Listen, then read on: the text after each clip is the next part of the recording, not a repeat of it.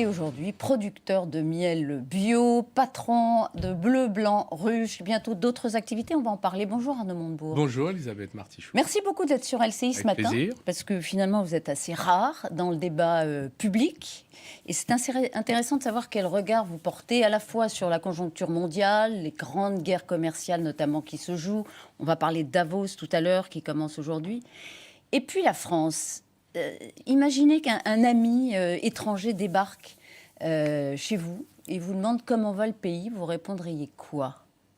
Je lui dirais qu'il se cherche. Il n'a pas trouvé finalement à être à l'aise avec son propre modèle, puisque finalement il a désigné un jeune président qui lui fait injonction de s'adapter aux normes internationales libérales. Et finalement le pays refuse. Donc c'est ce paradoxe-là. La France est adorée à l'étranger, elle a des atouts extraordinaires, un modèle social envié. Vous savez, la gratuité de l'éducation et la gratuité de la santé, les Américains aimeraient l'avoir. Et il y a beaucoup de richesses dans ce pays pourtant. Et ils ne l'ont pas. C'est un combat qui dure depuis maintenant des décennies. En France, nous l'avons. Et vous avez des gens qui le défendent, qui manifestent pour ça. Je pense qu'il devrait être écouté. Le débat sur les retraites, c'est un débat intéressant. Parce que finalement, qu'est-ce que le gouvernement essaie de faire ? Il dit, voilà, on a un problème démographique, c'est une réalité. On aurait préféré que ce soit un diagnostic partagé avec l'ensemble des Français, qu'on se mette d'accord, qu'on voit les problèmes, puis qu'on essaie de les résoudre ensemble. C'est mieux que d'imposer un point de vue, surtout quand on a le pouvoir. Et le gouvernement dit, voilà, moi je veux pas plus de 14% de dépenses de la richesse nationale pour les retraités. Donc aujourd'hui, on a un système à prestations définies, c'est-à-dire qu'en fait, les retraités peuvent partir tranquilles en retraite, ils savent que leur retraite, peu ou prou, hormis la fiscalité, ne bougera pas. Hormis les problèmes d'indexation, ne bougera pas. Donc, c'est l'angoisse de la fin de vie qui est traitée depuis maintenant un certain nombre d'années. Et le gouvernement dit, maintenant, on va faire autrement, on va faire un système à cotisation définie. C'est-à-dire qu'on met de l'argent, puis le nombre de retraités, après, on se partagera ce qu'il y a. Donc là, évidemment, c'est le système à points suédois, où vous avez eu des retraités qui ont vu leur niveau de vie chuter. Oui, sauf si le PIB augmente et que ça va augmenter au fil c'est tout le débat. De la richesse nationale. D'abord, deux choses. Vous dites on l'impose, il n'y a pas de débat. C'était une promesse du gouvernement, c'est ce que martèle effectivement Emmanuel Macron, je l'avais promis, je le fais. Il y a une forme de loyauté et finalement aussi... On ne peut pas réformer... sur un sujet comme ça, en s'en prenant aux revenus des Français moyens, sans un minimum d'accord. D'abord parce qu'il y a eu 10 ans d'austérité, de crise, où les classes moyennes ont payé le prix de la crise.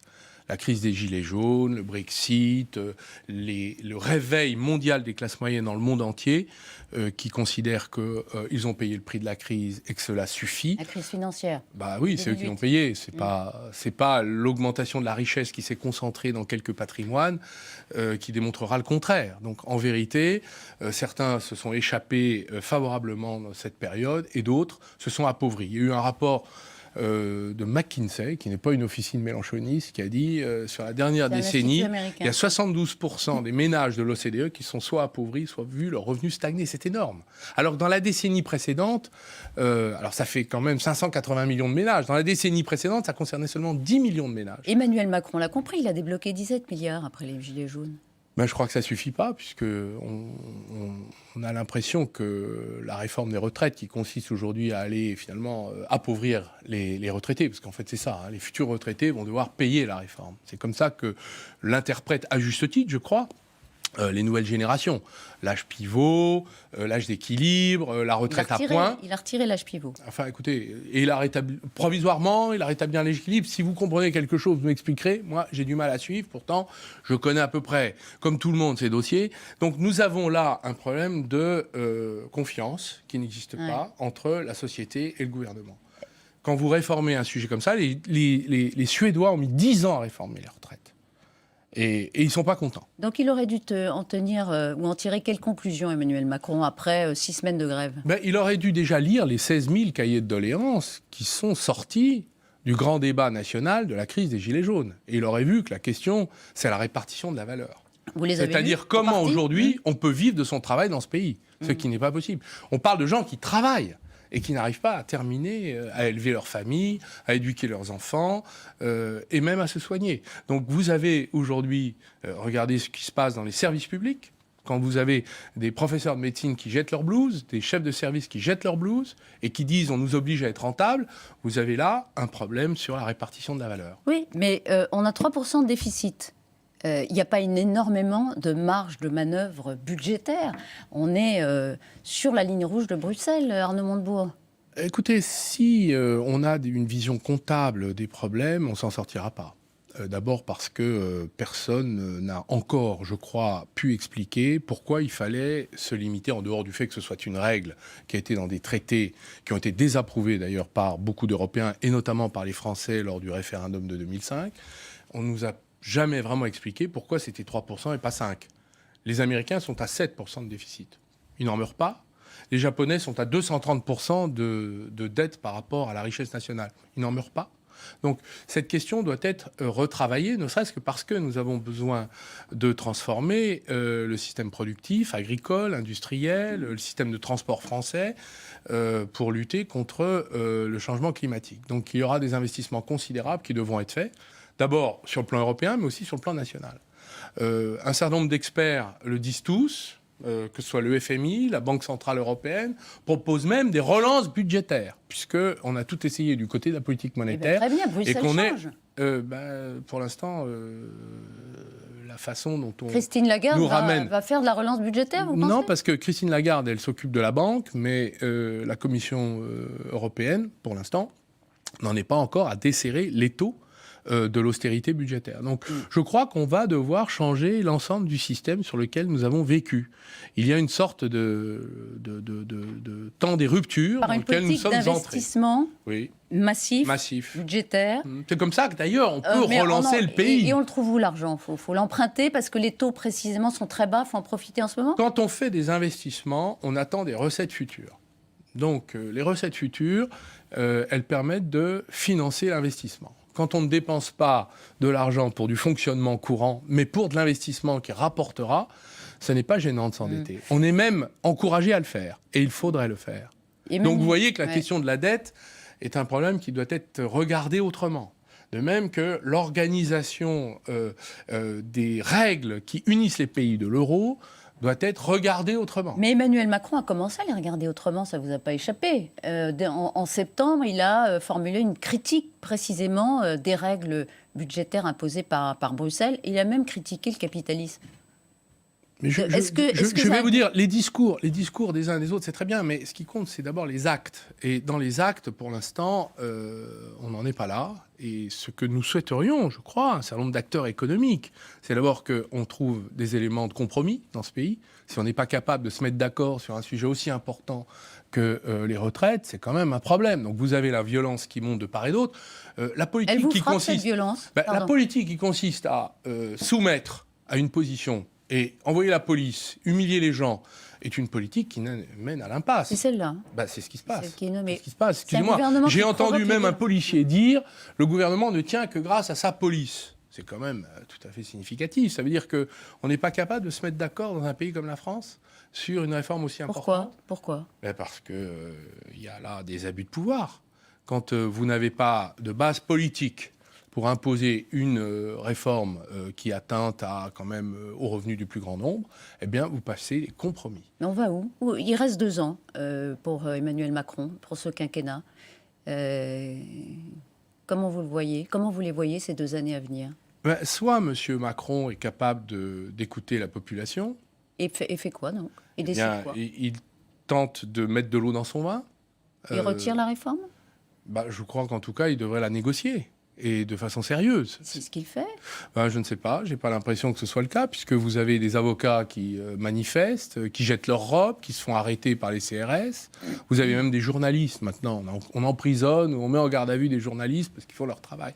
Donc vous avez quand même des excès de pouvoir par rapport à une situation qui devrait être une situation de discussion et de dialogue politique. Dans la caricature, Arnaud Montebourg ? Je ne sais pas, j'ai vu hier un avocat qui était le vice-bâtonnier de Dunkerque qui était embarqué par des CRS. Faisait-il quelque chose de mal ? Il exprimait une position sur la voie publique.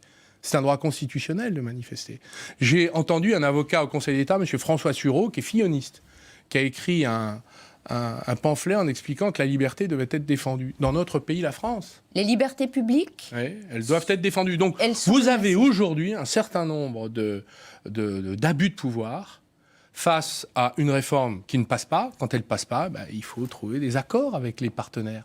Il n'y a pas que la CFDT, d'ailleurs. Il suffit de lire, par exemple, ce qu'a déclaré la CGC. La CGC, c'est, je crois, une organisation syndicale de cadres très pondérée, qui ont dit « cette réforme, nous n'en voulons pas. Il n'en est pas question. » Et nous demandons le retrait. Donc, vous voyez bien qu'il y a là quelques excès du côté du pouvoir, qui devraient donc rechercher le compromis. Un compromis, c'est pas honteux. Ça justifie même la vie en commun quand on a des désaccords. Et s'il ne le fait pas? Écoutez, moi, je conseillerais au gouvernement de le faire. Et s'il ne le fait pas, est-ce que vous êtes inquiet? Oui, je suis très inquiet parce que ça veut dire que la seule solution, après, c'est la violence. Et c'est celle-là qui s'exprime dans le pays aujourd'hui. Qu'elle soit d'un côté ou de l'autre, je crois qu'elle est détestable. Elle doit être refusée. Mais il faut que tout le monde fasse un effort. Et le gouvernement a la responsabilité de faire le premier cet effort, en expliquant au pays que, en effet, et ce n'est pas honteux pour un président d'écouter son pays. Ce n'est pas parce qu'on a été élu par une petite minorité qu'on doit faire la politique de sa petite minorité.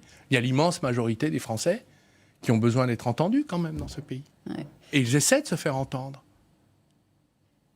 Et donc donc il faut qu'il y ait un effort qui soit fait. Excusez-moi, je me permets de donner un conseil. Je ne sais pas si je suis le mieux placé pour le faire. On y reviendra dans quelques instants. Je voudrais qu'on aille quelques instants à Davos, puisque ça commence aujourd'hui, ce grand sommet des plus puissants de la planète. Il y a deux têtes d'affiche. Il y a Trump d'un côté, le capitalisme triomphant dérégulé, et puis il y a Greta Thunberg, qui est l'égérie de l'environnement et qui ne prend plus l'avion. On est condamné à choisir entre les deux? Je crois qu'on va devant l'obligation de réformer le capitalisme. C'est-à-dire finalement peut-être encore un compromis. Capitalisme financiarisé aujourd'hui épuise et détruit la planète. La mondialisation, c'est-à-dire la mise en concurrence de tout le monde contre tous, a des effets destructeurs. Donc il va bien falloir rétrécir à un moment le monde. Il peut y avoir un capitalisme vert. Capitalisme écolo. D'abord, je pense qu'on peut produire et continuer ce phénomène d'accumulation en respectant différemment la nature. C'est-à-dire, dans le fond, finalement, on peut produire différemment, se passer du plastique, éviter le gaspillage de l'énergie, se consacrer à une activité purement renouvelable, avoir des activités durables. Ça va demander beaucoup d'efforts à l'humanité tout entière. Mais c'est parfaitement possible de le faire. Et surtout, il faudrait pouvoir financer cette mutation. Donc il va falloir faire des plans d'investissement massifs pour transformer le système capitaliste. Et surtout, que le capitalisme soit inclusif. C'est-à-dire que ceux qui travaillent soient associés aux bénéfices de l'ensemble, ce qui n'est pas le cas aujourd'hui, puisque vous avez une concentration de la richesse. J'ai lu le rapport d'Oxfam, qu'il faut citer toujours, c'est très intéressant, qui a montré que 2150 milliardaires sur Terre ont l'équivalent de la richesse de 60% de la population mondiale, c'est-à-dire 4,5 milliards de personnes. C'est quand même considérable. Et le nombre de milliardaires en France a été multiplié par 2 depuis 10 ans. C'est très bien. Mais pendant ce temps-là, les classes moyennes ne se sont pas enrichies, elles se sont appauvries. Donc vous avez là des éléments de reconstruction du compromis social dans les pays riches comme pauvres qui doit être engagé. Et Mme Thunberg, elle porte l'angoisse de la jeune génération par rapport à l'avenir de la nature. Elle prône, en tout cas, elle charrie derrière elle des tas de discours décroissants. La décroissance, mais il y aura forcément, c'est l'avenir de la planète. Il y aura forcément des activités qui vont décroître. Les activités liées aux fossiles vont décroître. Et des activités qui sont renouvelables vont croître. Oui. Par exemple, on va créer de la richesse dans l'agriculture, par exemple. Oui. On va créer de la richesse dans un autre mode agricole. Mais vous avez, en effet, une partie de l'activité humaine qui va devoir disparaître. Oui, ce n'est pas exactement la décroissance. Donc vous dites qu'il y a des activités qui vont décroître et d'autres qui vont croître. Quelques instants, parce que vous dites qu'il faut une autre répartition de la valeur. Ce n'est pas si simple, parce que quand on voit, par exemple, comment les GAFA captent à la fois des richesses inouïes et puis aussi, par parenthèse, toutes les données, des milliards de données qui nous concernent. Aujourd'hui, il y a Bruno Le Maire à Davos, plutôt demain, qui va essayer de maintenir sa taxe sans qu'il y ait des représailles commerciales de la part de Trump. Bon, d'abord, est-ce que vous soutenez cette croisade? Est-ce qu'elle a un sens? Est-ce qu'elle vaut le coup? Ou est-ce qu'on a perdu la partie? D'abord, on n'a jamais perdu la partie. Nous nous sommes trop laissés faire vis-à-vis des GAFA. J'ai entendu Mme Vestager, qui est la vice-présidente de la Commission européenne, dire qu'il lui était parfaitement possible qu'un jour, la décision soit prise par l'Union européenne d'interdire les GAFA sous leur forme actuelle. Et il y a 50 procureurs des États fédérés américains qui ont ouvert des procédures d'atteinte à la loi antitrust contre les GAFA. Donc on voit bien qu'il y a maintenant une réaction démocratique et politique vis-à-vis des excès de pouvoir de cela. Donc la taxe GAFA, elle est trop petite pour moi. 3%. Voilà, elle est trop petite. En vérité, c'est symbolique, c'est rien. En vérité, c'est un peu trop symbolique. Pour moi, je pense qu'ils n'auront pas très peur devant une taxe purement symbolique. Néanmoins, je crois qu'il va falloir prendre des décisions sur le plan européen pour fabriquer des concurrents européens, ce qui est parfaitement possible. On a les ressources, on a les moyens. Vous vous rendez compte de la façon dont ils ont inondé et pris le monopole. Il n'est jamais trop tard, car les entreprises, elles meurent, elles naissent, elles meurent, et celles-ci ne sont pas éternelles. Et je pense qu'elles seront tôt ou tard démantelées, parce qu'elles devront l'être. Même les fondateurs de Facebook prônent le démantèlement de Facebook. Donc vous voyez bien qu'il y a une montée aujourd'hui de la réaction contre les excès de pouvoir. Il suffirait d'une loi européenne qui rémunère tous les citoyens européens qui utilisent les réseaux sociaux à raison des données personnelles. D'abord, ça ferait du pouvoir d'achat pour les citoyens européens, ils en manquent cruellement, et ça calmerait tout le monde, et ça permettrait de créer des nouveaux acteurs concurrents qui feraient les choses différemment. À l'échelle européenne, finalement, vous voulez plus d'Europe, Arnaud Montebourg? Je veux que nous puissions vivre sur un continent prospère, en paix, et où nous décidons de notre propre sort. Nous sommes une colonie numérique des États-Unis d'Amérique. Les routes de la soie chinoise sont une forme de colonialisme naissant mondial de la part du deuxième empire qu'est la Chine. Nous sommes entre deux empires qui sont en train de prendre des positions extrêmement dures contre nous. Il va falloir s'organiser, s'armer, et souvent, on ne doit compter que sur ses propres ressources. Si l'Europe fait le travail, il faudra être européen. Si l'Europe ne fait pas le travail, il faudra le faire nous-mêmes. C'est comme ça qu'il faut faire. Il faut ça récupérer notre la souveraineté. Souveraineté, exactement. Et la souveraineté, c'est un très beau mot. C'est la conquête de la Révolution française. C'est le droit de décider pour soi-même. C'est ça la France. Ça va être une partie du discours de Marine Le Pen. Marine Le Pen, Macron, on va avoir ce duel. Il est déjà annoncé, elle est candidate. On ne doute pas que Emmanuel Macron le soit face à elle. Ce duel-là, les Français vont réagir comment par rapport à 2017 ? Vous avez 50% des Français qui n'acceptent pas cette situation. Vous avez 25% de Français, grosso modo, qui soutiennent Mme Le Pen, 25% de Français qui soutiennent M. Macron, 50% des autres qui ne veulent pas. Donc il va bien falloir qu'il y ait une alternative. Mais elle peut Parce que moi, je voudrais pouvoir voter. Elle peut naître à gauche. Je voudrais pouvoir voter pour quelqu'un qui défendra une vision différente de ce que elle peut défendent venir l'un de la et l'autre. gauche. Elle viendra de là où des gens décideront de se lever, parce qu'il va bien falloir... Je pense qu'elle peut venir de nombreux endroits, mais... C'est un problème d'incarnation à gauche ? C'est un problème, je crois, de vision. La gauche a été divisée à cause de la religion européenne. Il y a ceux qui disent l'Europe, ça suffit, c'est devenu une machine libérale à détruire finalement notre modèle social, ce qui n'est pas faux. Et d'autres disent on ne peut pas toucher à l'Europe parce que c'est notre avenir. Donc les électeurs de gauche sont coupés en deux. Il y a un moment, il va falloir faire un choix. Et ce moment n'est pas encore venu, mais je crois que les mois qui vont passer vont être très intéressants de ce point de vue-là. Sinon est-ce que la partie de l'électorat de gauche qui a aidé Emmanuel Macron à aller au pouvoir va s'en détourner en 2022 ? Moi, je pense, si vous voulez, que Mme Le Pen... encore un petit effort, et M. Macron va réussir à installer Mme Le Pen au pouvoir. D'ailleurs, sera-t-il capable de la battre ? Je ne le crois pas, s'il continue comme ça. La crise des Gilets jaunes a créé beaucoup de rancœur. Le mouvement social, qui est historique par son ampleur, sa créativité sur la réforme des retraites, est de nature à créer encore plus de rancœur. Donc, M. Macron, encore un petit effort, il va réussir à installer Mme Le Pen au pouvoir. Marine Le Pen en 2022, c'est votre crainte ? C'est malheureusement ce que je ressens. Et donc, il va bien falloir qu'à un moment ou à un autre, M. Macron écoute ce qui se passe dans le pays qu'il a élu. Vous avez changé de vie, Arnaud Montebourg, vous êtes réinventé. La politique est une drogue dure dont on peut se passer ? Oh bah, c'est pas une drogue, c'est une passion. Pourquoi une drogue? Pourquoi vous dites Ça c'est vous une manque? drogue? Ça vous manque? Non, je reste un homme engagé personnellement. J'ai des opinions comme vous. Enfin, on n'est pas obligé d'être candidat aux élections pour être passionné par la question Mais on ne peut pas dire plus jamais. politique. Vous dites plus jamais? Hein? Vous dites plus jamais? Bah, en tout cas, j'ai tourné la page. Ça, Vous avez c'est tourné sûr. la page. Dernier mot et après on se quitte parce qu'on est en retard.